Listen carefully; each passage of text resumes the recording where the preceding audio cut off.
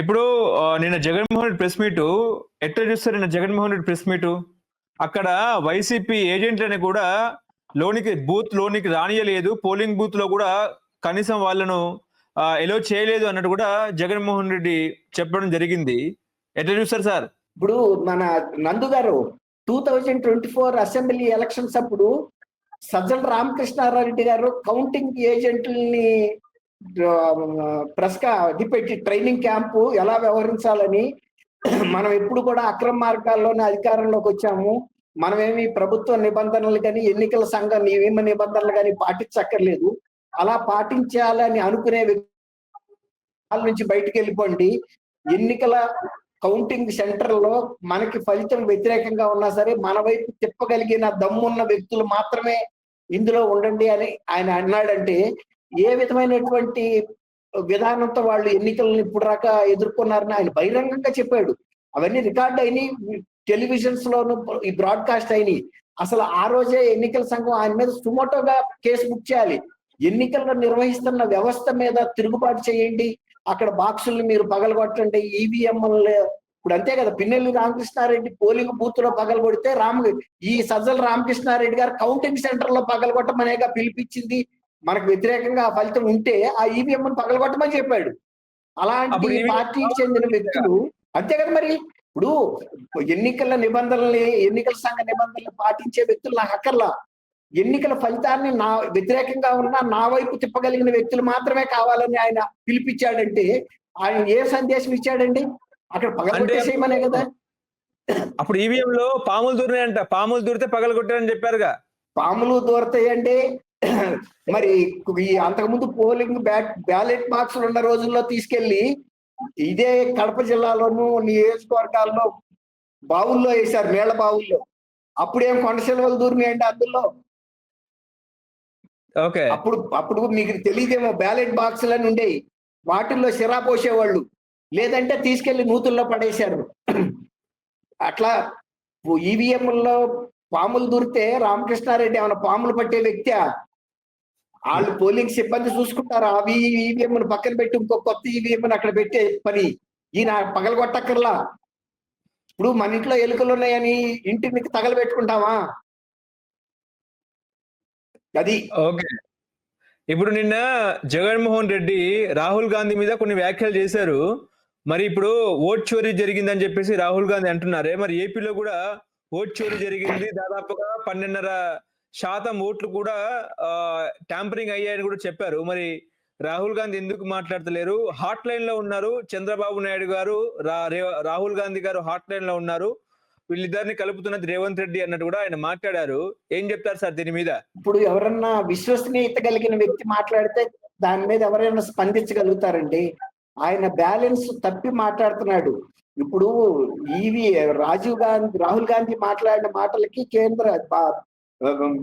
కర్ణాటక ఎన్నికల సంఘం కానీ కేంద్ర ఎన్నికల సంఘం కానీ మీ దగ్గర ఉన్న ఆధారాలు మాకు ఇవ్వండి, దాని మీద మేము విచారణ జరిపి ఆ వివరాలు మీ ముందు పెడతామని చెప్పినప్పుడు ఆ వివరాలు ఇవ్వాల్సిన బాధ్యత రాహుల్ గాంధీ గారి మీద ఉంది. ఇప్పుడు ఒకవేళ కనుక ఈయన రాహుల్ గాంధీ గారి భుజాల కింద షెల్టర్ ఎందుకు తీసుకోవాలి? ఈయన కూడా అలాంటి అనుమానాలు ఉంటే బీజేపీ ప్రభుత్వం ఎన్నికల్లో అక్రమ మార్గాల ద్వారా గెలిచింది, జాతీయ ఎన్నికల మొత్తాన్ని రద్దు చేసి మళ్ళీ బ్యాలెట్ ఓటింగ్ల ద్వారా పెట్టమని అడగొచ్చు కదండి. ఆయన గతంలో ముఖ్యమంత్రి, ఆయన ఒక జాతీయ స్థాయి గుర్తింపు ఉన్న వ్యక్తి. గతంలో సుప్రీంకోర్టు న్యాయమూర్తుల నియామకాల్లో కూడా బహిరంగ లేఖలు రాశాడు ఆయన. ఇంత అనుమానాలు ఉన్నప్పుడు ఆయన ఇక్కడెందుకు మాట్లాడుతున్నాడు? ఒక బహిరంగ లేఖ ప్రైమ్ మినిస్టర్ కి, ప్రెసిడెంట్ ఆఫ్ ఇండియాకి, కేంద్ర ఎన్నికల సంఘానికి, అలాగే రాజ్యాంగ వ్యవస్థలైన సుప్రీంకోర్టుకి, వీళ్ళందరికీ కూడా రాయొచ్చు. మొన్న జరిగిన ఈవీఎంలో ట్యాంపరింగ్ జరిగింది కాబట్టి వాటిని రద్దు చేసి బ్యాలెట్ విధానం ద్వారా మళ్ళీ వితిన్ 6 months లోపల 4 months లోపల ఆయన ఎప్పుడు అనుకుంటే అప్పుడు ఒక బహిరంగ లేఖ రాయాలి. ఎందుకు భయపడుతున్నాడు? ఎందుకు భయపడాలి? ఆయన ఒక ముఖ్యమంత్రిగా చేసిన వ్యక్తి, ఒక పార్టీకి అధ్యక్షుడు, రాజ్యాంగ వ్యవస్థల గురించి తెలిసిన వ్యక్తి. అది ఎవరినో ఉటంకిస్తా మాట్లాడక్కర్లా, ఆయన చూసుకుంటాడు. రాహుల్ గాంధీ గారు తన ఉనికిని ఎలా కాపాడుకోవాలో తనకు తెలుసు. ఆయన దీనికి వంత పడాల్సిన అవసరం ఏముంది అంటున్నాను. ఆంధ్రప్రదేశ్ లో కూడా ఎన్నికలు ఎలా జరిగినాయో కూడా ఆయన నాయకత్వంలోనే జరిగినాయి. ఇక్కడ జరిగినప్పుడు ఇన్ని రోజులు కేంద్ర ఎన్నికల సంఘానికి లేఖ ఎందుకు రాయలేదు? మరి గతంలో మొన్న ఎన్నికలు జరిగినప్పుడు అవకతవకలు జరిగినాయి అని. ఒకవేళ గనక తెలుగుదేశం వాళ్ళు ఈ ట్యాంపరింగే చేస్తే ఈయన అధికారంలో ఉన్నప్పుడు కన్నా కూడా వాళ్ళు అధికారంలో ఉన్న ఆ టైంలో చేయొచ్చు కదా. 2019లోనే చేసుకోగలుగుతారు కదా వాళ్ళు. మరి ఎందుకు ఓడిపోయారు 2019లో? అప్పుడు వాళ్ళకి ఆ తెలివితేటలు లేవా, శక్తి లేదా, టెక్నాలజీ లేదా? కాబట్టి ఓడిపోయినప్పుడు ఒక మాట, గెలిచినప్పుడు ఒక మాట మాట్లాడే నాయకుల్ని ప్రజలు విశ్వసించరు. నందు గారు గెలిచినా ఓడినా ఒకటే మాట మాట్లాడాలి. ఇప్పుడు ఆయన చంద్రబాబుని భూషకత్తుగా చూపించే ప్రయత్నం జరుగుతుందంటారా బీజేపీ కూటమి దగ్గర? జగన్మోహన్ రెడ్డి గారిని ఆయన్ని బూచిగా చూపించడానికి ఈయన మోడీ గారు ఏమి చిన్నపిల్లాడు కాదు కదండి. చంద్రబాబు ఓకే. నాయుడు గారికి ఎంత వయసు ఉందో, అనుభవం ఉందో అంత అనుభవం ఉన్న వ్యక్తి. రాజకీయాల్లో ఆయన 3-4 సార్లు గుజరాత్ ముఖ్యమంత్రిగా చేశాడు. భారతదేశానికే 3వసారి ప్రధానిగా ఎన్నికైన వ్యక్తి. ఏ రాజకీయ పార్టీ ఏంటి, ఏ రాజకీయ నాయకుడు యొక్క వ్యక్తిత్వం ఏంటి, వాళ్ళ స్థాయి ఏంటి, వాళ్ళ ఆలోచన విధానం ఏంటి, ఇవన్నీ తెలియని వ్యక్తి కాదు కదండి. ఇప్పుడు వివేకానంద రెడ్డి గారి హత్య విషయంలో నిజాలు ఆయనకి ఇంటెలిజెన్స్ ద్వారా తెలీదా? అట్లాగే మొన్న ఎన్నికల ఇతని పరిపాలన బాలేదని చెప్పి ఆయన అవినీతితో నిండిపోయింది. తర్వాత ఒక మద్యం కుంభకోణం, ఒక జాతీయ స్థాయి కుంభకోణం అని ఆయన చెప్పాడు అంటే, ఈయన ఏ విధంగా ఎంత సంపాదించాడు అనే విషయాలు గాని, ఎన్ని అక్రమాలు చేశాడో తెలియదనా? అందుకే కదా వాళ్ళు ఇతని నుంచి కూటమిలో నుంచి అసలు పక్కకి ఇతన్ని రానివ్వలేదు కదా. చంద్రబాబు నాయుడు గారిని గతంలో దూరంగా పెట్టినా కూడా ఈసారి చంద్రబాబు నాయుడు గారి పట్ల ప్రజల్లో విశ్వసనీయత పెరిగింది, అభిమానం పెరిగింది. ఈసారి తెలుగుదేశం గెలవబోతుందని చెప్పే కదా ఆయన కూటమిలోకి చేర్చుకోవడం. తర్వాత జాతీయ స్థాయిలో కూడా తెలుగుదేశం వాళ్ళ ఒక ప్రధాన భాగస్వామి పాత్ర పోషించగలుగుతుందంటే మరి ఎంత ప్రజాభిమానాన్ని సంపాదించబోతే. జాతీయ స్థాయిలో అన్ని పార్టీలు ఉన్నా కూడా ఇవాళ సెకండ్ పొజిషన్ లో కూటమిలో మెలగలుగుతుందంటే మోడీ గారి దూరదృష్టి, మోడీ గారికి ఉన్నటువంటి తెలివితేటలు అక్కడే మనకు అర్థమవుతున్నాయి. కాబట్టి ఎవరో బూచిగా చూపిస్తే చంద్రబాబు నాయుడు గారిని నమ్మేటంతటి అమాయకుడు మోడీ గారు కాదండి. నిజంగా ఇప్పుడు ఏపీలో ఈవీఎం ట్యాంపరింగ్ జరిగిందా? ఈ ఆడలేక ఓటి మధ్యలో అన్నట్టుగా ఈవీఎంలు ఇది ఏమన్నా ఇక్కడ ఈవీఎంలు ట్యాంపరింగ్ చేయడానికి ఇది ఏమన్నా జాతీయ స్థాయి ఎన్నిక, లేకపోతే ఒక రాష్ట్ర స్థాయి ఎన్నిక అండి? జెడ్పీటీసీ గెలిస్తే ఎంత, గెలవకపోతే ఎంత? ఇప్పుడు తర్వాత ఏదైనా ట్యాంపరింగ్ లేకపోతే దొంగోట్లు జరిగితే ఏదైనా ఒక 10, 20, ఒక 50 జరుగుతాయి. అసలు ఈ డిపాజిట్ కోల్పోయేటంతటి పరపతిని పోగొట్టుకున్నారంటే గతంలో 24 ఎలక్షన్లో ఏ విధమైనటువంటి ప్రజలు ఆగ్రహంతో ఉన్నారు ఆ పార్టీ పట్ల, ఇవాళకి కూడా అంతా ఉంది. ఇప్పుడు పులివెందులు కూడా ఇది పాకింది అనేది అర్థమవుతుంది. అంతేగాని ఇట్లాంటి వాటికి పెద్ద ట్యాంపరింగ్ చేసి గెలిచినందువల్ల తెలుగుదేశంకి వచ్చే అడిషనల్ అడ్వాంటేజ్ ఏముంది? అదే కనుక మీరు అన్నట్టు నిజంగా రాష్ట్ర స్థాయి ఎన్నిక మనం అధికారంలోకి వస్తామా రాలేమా అన్నప్పుడే వాళ్ళు 2019లోనే పోయినా పర్వాలేదు, ఎన్నికలు స్వేచ్ఛగా జరగాల్సినంత అనుకోబట్టే కదా జగన్మోహన్ రెడ్డి గారు వచ్చింది. ఆ రోజు మరి వాళ్ళ చేతిలో అధికార యంత్రాంగం అంతా ఉంది, కానీ ఏం చేయలేదు కదా. తర్వాత ఇంకోటి ఏంటంటే కేంద్ర ఎన్నికల సంఘం కూడా పరిశీలకులు, ఈవెన్ స్థానిక ఎన్నికల పట్ల కూడా వాళ్ళ పరిశీలకులు ఉంటారండి.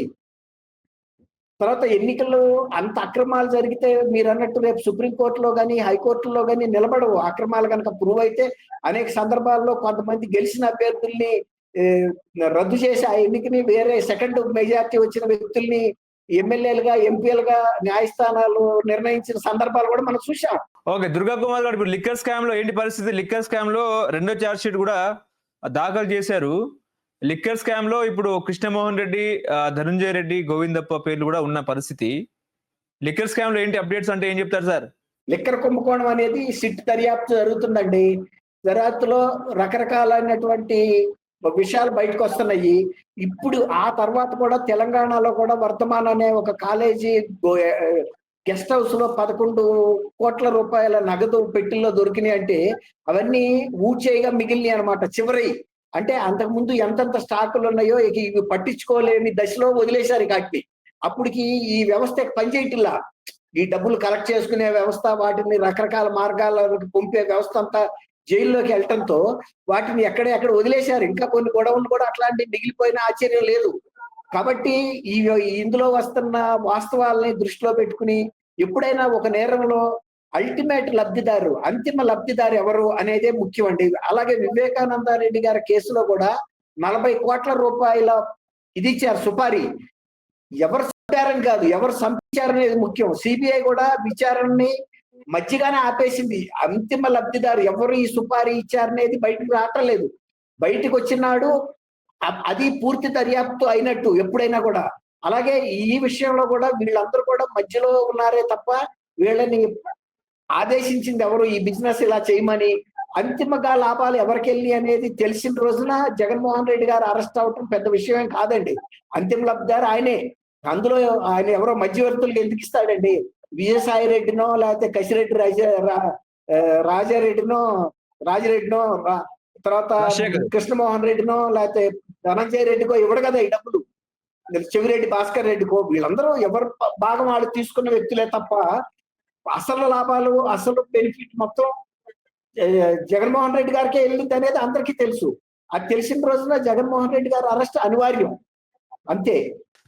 ఒక కుట్ర చేసిన ఇప్పుడు ఒక హత్య చేయడంలో ఇప్పుడు దస్తగిరి ఎంత బాధ్యుడో ఆ హత్యని డబ్బులు ఇచ్చిన వ్యక్తి అంతకన్నా ముఖ్యుడు. కాబట్టి ఇవన్నీ కూడా బయటకు వచ్చిన రోజున ఎవరు ఇవి చేయించారన్నది తెలిసిన రోజున ఆ వ్యక్తి అరెస్ట్ అనేది జరుగుతుంది.